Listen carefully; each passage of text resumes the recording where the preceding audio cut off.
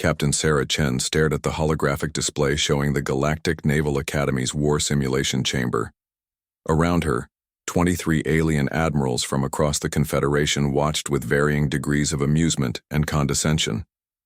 The Zephyrian Admiral Kethvar's crystalline features practically sparkled with mirth, while the hulking Drakmori Admiral Thoxon rumbled what passed for laughter among his species. "The betting pool is quite substantial," Admiral Veltar of the Nexari whispered, not bothering to lower his telepathic emanations. 5,000 credits says the human doesn't last 15 minutes. "Too generous," clicked Admiral Sithka, her insectoid mandibles chattering. 10,000 says she's eliminated in the first wave.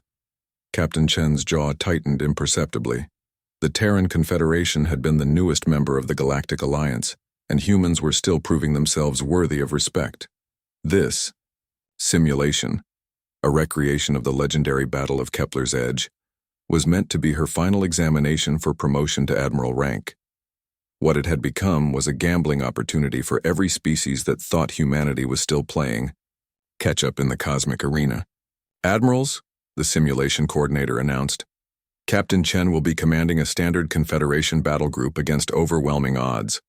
Historical parameters suggest a 97.3% failure rate." More chittering, rumbling, and crystalline chiming filled the observation deck as additional wagers were placed. Chen closed her eyes and took a deep breath, remembering her grandmother's words. "Sarah, when someone bets against you, make sure they pay in full." The simulation began. Chen found herself in command of 12 ships, 6 frigates, 4 destroyers, and 2 cruisers. Arrayed against her were 47 enemy vessels of various classes, including 3 dreadnoughts.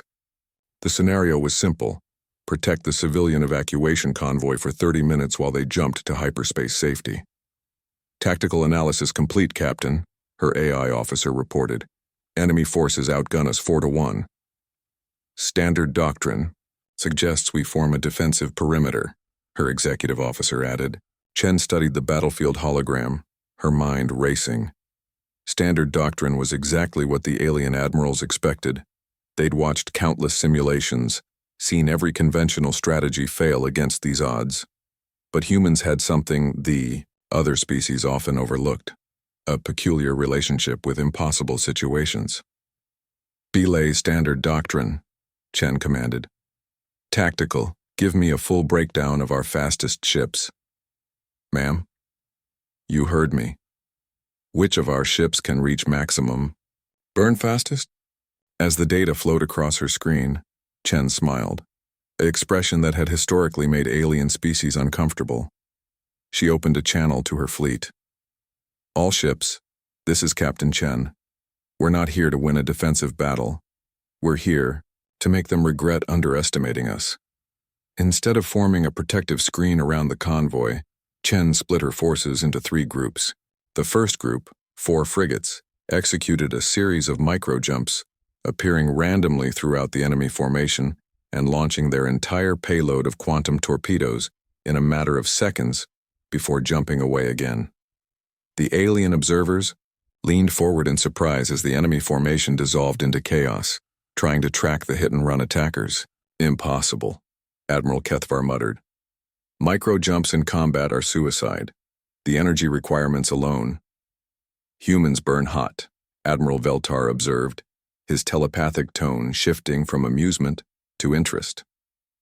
While the enemy scrambled to reorganize, Chen's second group, the destroyers, used the confusion to punch through the enemy line, targeting command and control ships with surgical precision. But it was her third move that made the alien admirals fall silent. Chen took her 2 cruisers on a direct assault course toward the largest enemy dreadnought. "Captain," her XO protested, "that's suicide."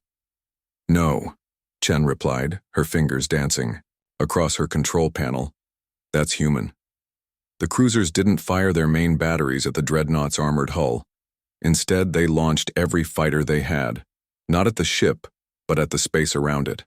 As the enemy point defense, systems engaged the fighters. The cruisers used the electromagnetic interference to mask their approach. At the last possible second, both cruisers fired their main guns, not at the dreadnought but at the massive asteroid field behind it.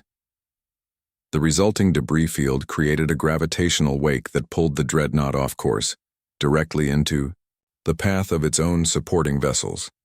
3 enemy ships collided in a spectacular display of physics and poor positioning. "She's using chaos theory," Admiral Thoxon rumbled, his tone no longer amused. "Deliberate chaos to create unpredictable variables. Humans call it thinking outside the box," the simulation coordinator noted. "Their military academies actually teach controlled insanity as a tactical doctrine." The betting chatter had stopped entirely. Chen wasn't done. As the enemy forces struggled to adapt to her unconventional tactics, she pulled her scattered forces back together, but not in any formation the aliens recognized. Her ships moved like a jazz ensemble, each captain improvising within a loose structure, creating harmonies of destruction that no strategic computer could predict or counter. When the 30-minute timer reached 0, 23 enemy ships remained operational out of the original 47. All 12 human ships were still fighting, though heavily damaged. The civilian convoy had escaped without a single loss. The simulation ended to complete silence. Captain Chen turned to face the observation deck, her brown eyes meeting each alien gaze in turn. "Admirals," she said calmly, "I believe there were some wagers placed on this engagement." Admiral Kethvar's crystalline form dimmed. "Captain, perhaps we underestimated." "No," Chen interrupted, her voice carrying the weight of every human who had ever been told they couldn't do something. "You estimated perfectly. You just estimated the wrong species." She walked toward the exit, pausing at the threshold. "Oh, and admirals, in human culture, when someone takes your bet personally, the house always wins." As the newly promoted Admiral Chen left the chamber, the alien observers sat in stunned silence, each contemplating the same uncomfortable truth. They had never bothered to ask what made humans dangerous. They had assumed it was their technology, their ships, their weapons. They were wrong. It was their audacity and their grandmother's advice.